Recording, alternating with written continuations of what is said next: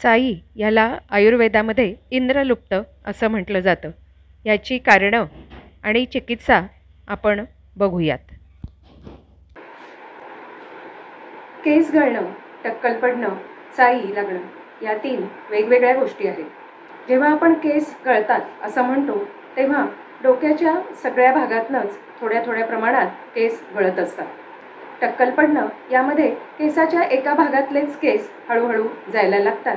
बरेचदा आपली हेअरलाईन असते ती मागे जाणं किंवा पुढच्या थोड्या भागातले केस जाणं, केसांचा अगदी मागचा माथा जिथे भोवरा असतो तिथले केस जाणं असं सुरू होतं आणि हे केस जाण्याचं प्रमाण हळूहळू वाढत जाऊन मग टक्कल पडतं. चाई लागणं यामध्ये केसामध्ये कुठेतरी एखादा असा गोलाकार चट्टा तयार होतो जिथले पूर्ण केस एकदम निघून जातात. हा चट्टा स्पर्शाला गुळगुळीत लागतो.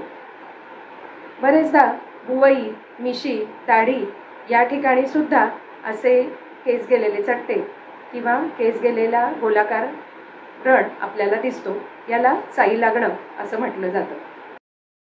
चाई लागण्याची कारणं काय आहेत? चाई लागण्याची प्रामुख्याने 2 महत्त्वाची कारणं आहेत. एक म्हणजे अयोग्य आहारविहार आणि दुसरं केसांची अस्वच्छता.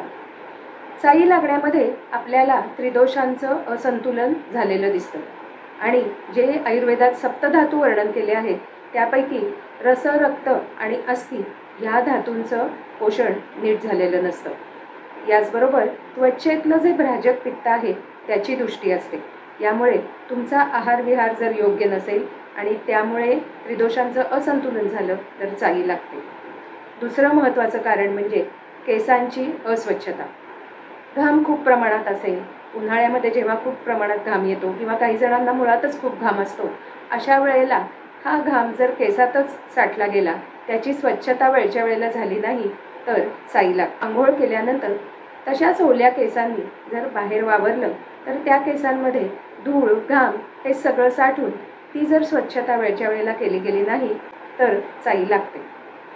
याबरोबरच हार्मोन्समध्ये असणारं असंतुलन, थायरॉईडसारखे आजार किंवा असे काही आजार की ज्याचा केसावर परिणाम होतो, काही औषधांची रिॲक्शन अशा कारणांमुळे सुद्धा चाई लागलेली दिसते. निदान परिवर्जन चिकित्सा.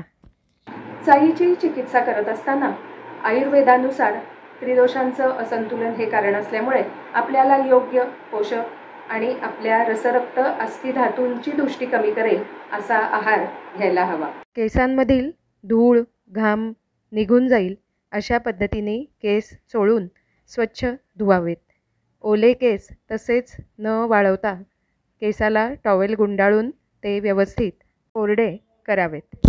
केस धुण्यासाठी त्रिफळा चूर्ण, ज्येष्ठमध चूर्ण यासारख्या चूर्णांचा काढा करून त्याने केस धुवावेत. आयुर्वेदानुसार चाईची चिकित्सा.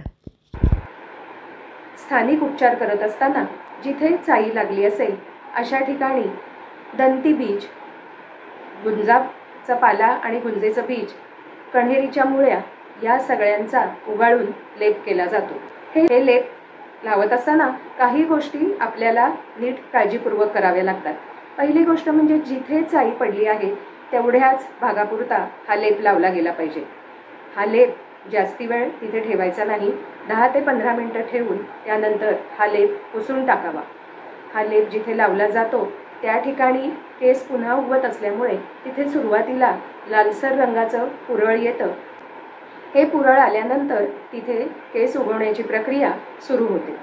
चाईसाठी वापरली जाणारी वेगवेगळी सिद्ध तेल. आयुर्वेदानुसार स्थानिक चिकित्सेमध्ये काही तेलांचाही वापर केला जातो. या तेलांमुळे वरचेवर जर चाई पडत असेल तर ती सुद्धा बरी होते. यामध्ये जात्यादी तेल, जपाकुसुम तेल, पारिभद्र तेल, नीम तेल, व्रणशोधन तेल, व्रणरोपण तेल, मधुमालत्यादी तेल, भृंगराज तेल अशा तेलांचा समावेश होतो.